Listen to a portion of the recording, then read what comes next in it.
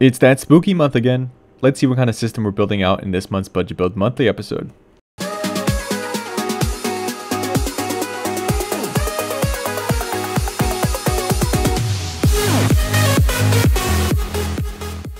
Before we get into it, I want to give a quick insight as to what we do for this series. We take your budget and answers from a request form. In the video description, there is a link to a Google form.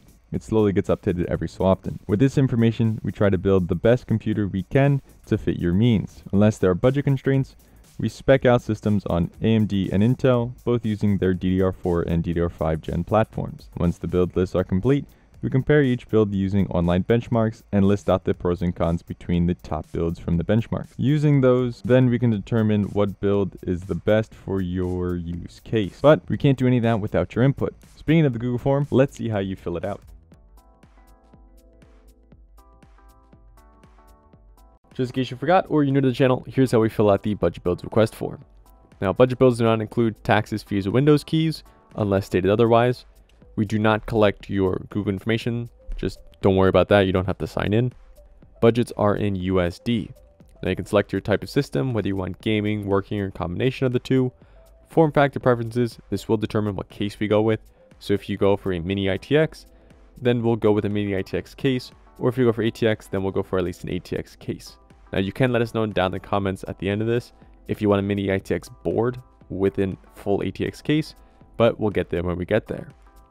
Next up is CPU and GPU preferences. If you want an Intel CPU, AMD CPU, NVIDIA GPU, AMD GPU, other preferences, or no preference at all.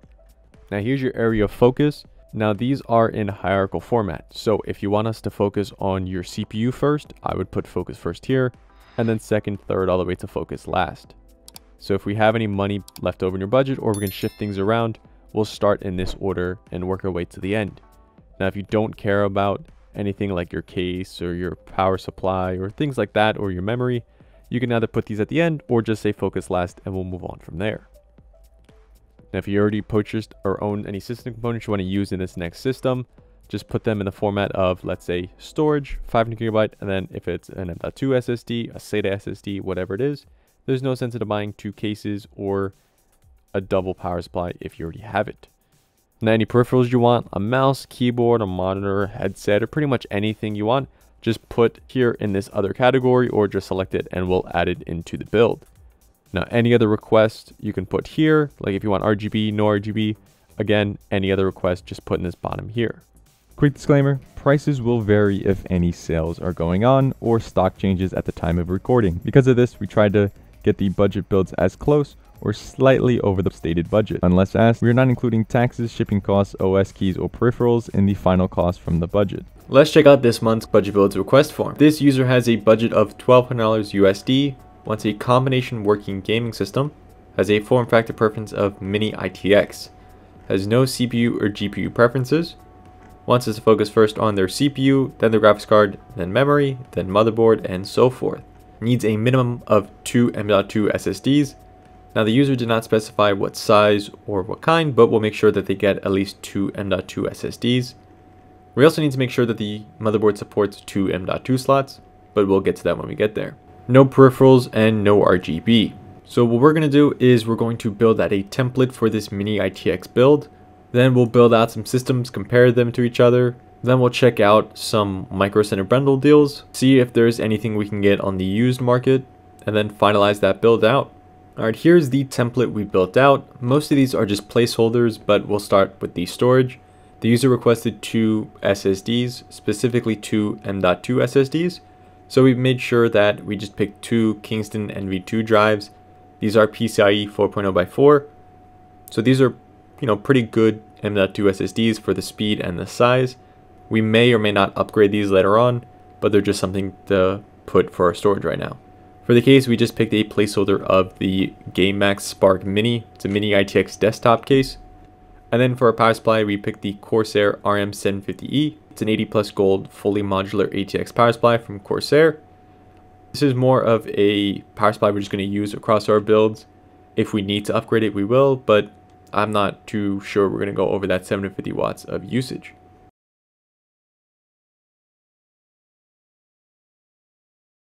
Starting out with our AM4 system, went with a Ryzen 9 5950X, 16 core, 32 threads, 3.4 GHz boosting to 4.9.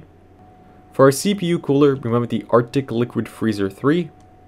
Now, quick side note for CPU coolers, the ones I was going to pick in place of this were actually not available on the market for sale. You can find them on eBay or any other marketplace, but when I went to find them through PC Part Picker or any other retail stores, as they just did not have it in stock, I'm unsure if they actually discontinued the product, but if they ever do go back in stock, I would actually pick one up instead of this Arctic Liquid Freezer 3, as according to Reddit, it can cool it a lot better. For our motherboard, we went with the ASRock B550. It's a Mini ITX motherboard that supports dual M.2 SSDs. For our memory, we went with the Corsair Vengeance LPX 16GB kit of DDR4 3600 CL18. For our storage, we still have those two Kingston NV2 1TB. And then for our graphics card, we went with the RX 6700 XT. It's a 12GB video card from Speedster. For our case, we changed it out to the NZXT H210 as the AIOs as well as the other CPU coolers we were looking at actually did not fit in the previous one that we chose in the template build. And then for that power supply, we still have that Corsair 750 watt gold. All for around $20 under budget.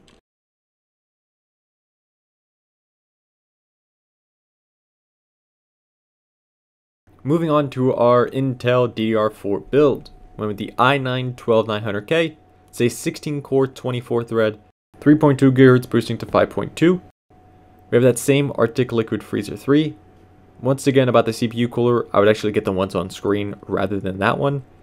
For our motherboard, we went with the Gigabyte B760i. It's a Mini ITX LGA 1700 motherboard and supports the dual M.2 SSDs that's a user request. And then we have the same storage, video card case, and power supply from our previous AM4 system. All for around $25 under our budget.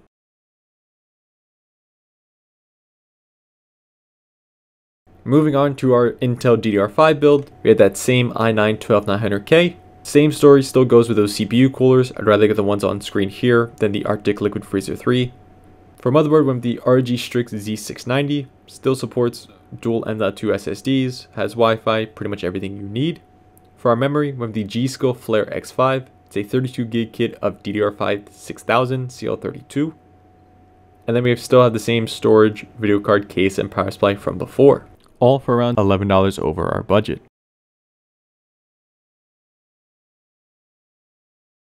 Finally, with our AM5 system, we have the Ryzen 7 7700X. It's an 8-core, 16-thread, 4.5 GHz boosting to 5.4. Same story again with the CPU cooler. It's pretty much all the same on all these builds.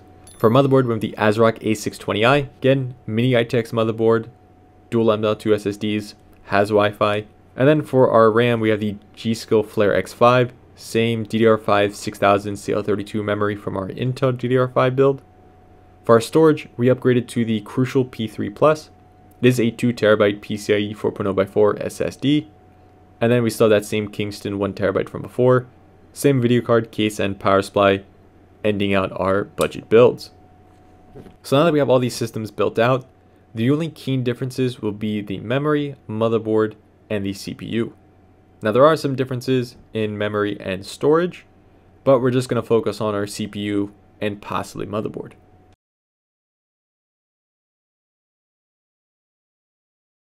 Starting out with our CPU testing, we have the Ryzen 9 5950X from our AM4 build. We have the i9-12900K from our DDR4 and DDR5 LGA 1700 Intel builds. And then we have the Ryzen 7 7700X from our AM5 build. Now CPU scores alone, we can see that the Ryzen 9 5950X on our AM4 build and the i9-12900K on our DDR4 and DDR5 Intel build are pretty much our comparison. Now even though we are getting better storage and DDR5 for our Ryzen 7 7700X, we're not getting that CPU performance that we want.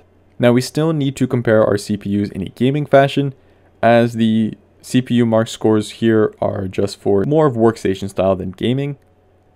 But just these two CPUs alone, we're going to compare our i9-12900K and our Ryzen 9 5950X. Since all of the GPUs are the same across the builds, there's no sense in actually comparing them to each other. Alright, really quick here on Testing Games YouTube channel.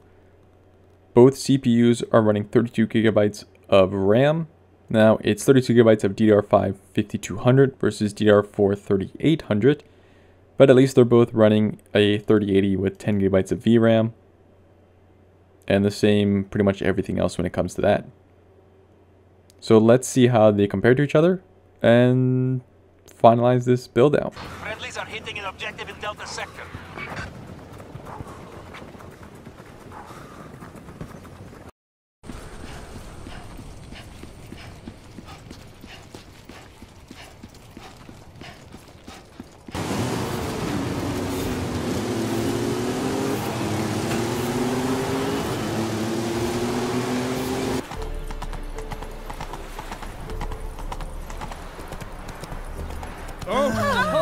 Scandalous!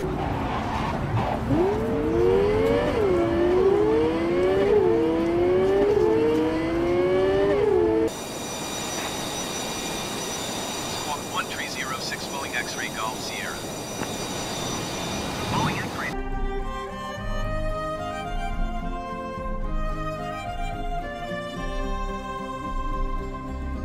Alright, and now that the testing for our CPU is complete, we can see that the i9-12900K, even though it uses more power, is pretty much your better bet. We do still get 16 cores and 24 threads compared to the Ryzen 9 5950X's 16 cores and 32 threads. Since the user is not only going to be using this thing for gaming, our i9-12900K DDR5 build is what we want to go with. Let's take a look at Micro Center's bundle deals to see if we can get anything better for the same price. Now we will be comparing our i9-12900K for DDR5 and our 7700X DDR5. We're not going to be covering DDR4 as you're pretty much building a fresh system out, so why not stay with DDR5?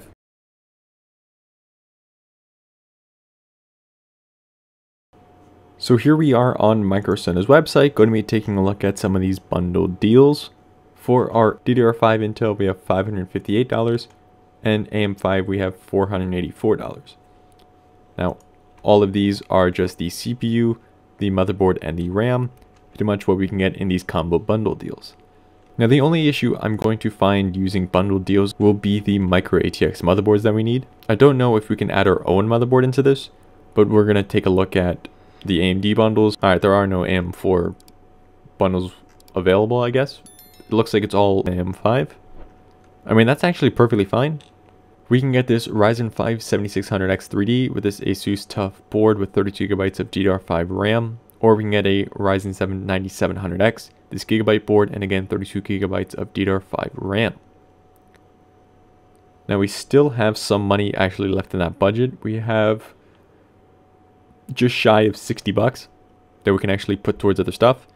So we could actually go for an additional $10 and upgrade to 48 gigabytes of RAM. But we're just going to take this one, build with it, and see if we can switch out that motherboard.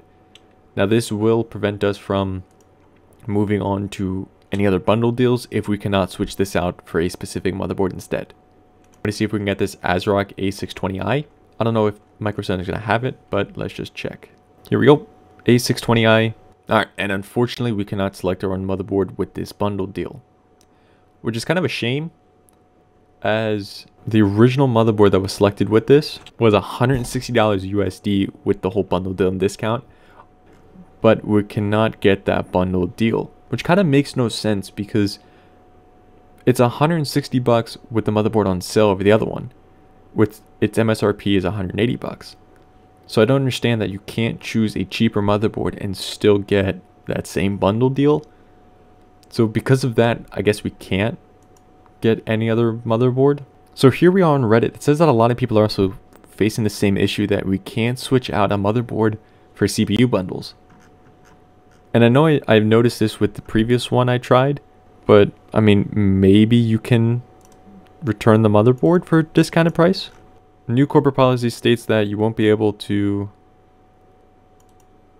Okay, well, that is a shame.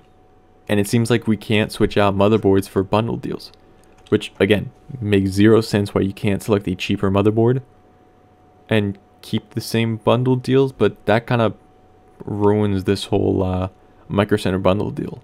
If we look at Intel real quick, for our Intel builds we have DDR5 at 558, there are no Mini ITX motherboards we can get. So unfortunately, even if we were to get this i7-14700K, well, here's our i9-12900K. This is pretty much what we built. i9-12900K. I guess you could get this one, sell off the motherboard, and then buy the one you want, because you would end up saving about $158. So theoretically, you could buy this bundle and then the motherboard you want, and then just sell off the Z790V that comes with this, but this kind of just ruins the whole bundle deals. So unfortunately, there is no way to do some of these bundle deals with Micro Center because we can't switch out the motherboard.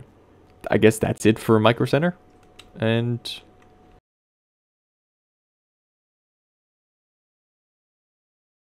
yeah, our clear winner is the i9-12900K and DDR5 build. If you do want a DDR4 build, then go with the 5950X. But at that point, since everything's pretty much the same, go for this i9-12900K. There's nothing else to check out on eBay other than those CPU coolers that we talked about before. And that brings us to the end. Thank you so much for watching. Don't forget to like, comment, and subscribe. Fill out that Google form, and I'll see you all in the next one.